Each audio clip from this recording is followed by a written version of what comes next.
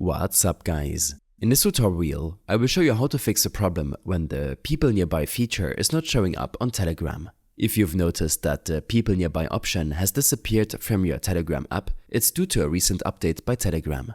In September last year, Telegram removed the People Nearby feature, citing issues with bots and scammers exploiting it.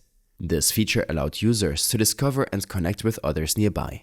But due to misuse, it has been discontinued and replaced with the Businesses Nearby feature, which focuses on connecting users with legitimate businesses in their vicinity. As a result, the People Nearby feature is no longer available, and there isn't a way to re-enable it.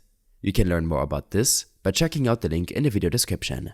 Telegram's decision aims to enhance user safety and improve moderation on the platform. If you're looking to connect with new people, consider joining public groups or channels that align with your interests. I hope this helped you out. Leave a comment if you have any questions and see you in the next one.